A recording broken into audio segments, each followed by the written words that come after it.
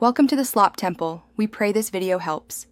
You start by powering off, unplugging, and removing all peripherals so you can work safely. Once done, ground yourself with an ESD strap and unscrew the back panel using the correct T5/T6 bit. You want to avoid stripped screws. Make sure to photograph screw locations and hinge orientation as you go so reassembly is straightforward. Next, separate the bezel with a plastic spudger. Gentle prying prevents cracks. You're now ready to access the LCD and inverter cables for inspection and potential reseating. You should inspect the display cable and connector closely because most screen issues are loose connections.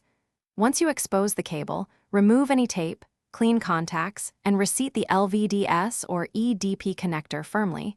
Make sure pins align and the latch engages. If the cable shows damage, replace it.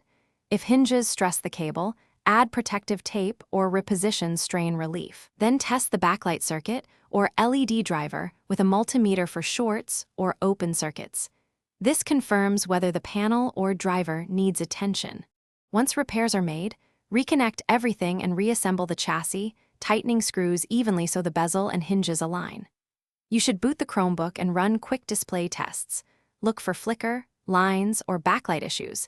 Then connect an external monitor to determine whether the GPU or motherboard is at fault. If the external display is fine while the internal remains defective, swap in a known good panel or replace the cable. If problems persist after a good panel, consider professional board-level diagnostics as the final. Thanks for watching. Consider subscribing if we helped you.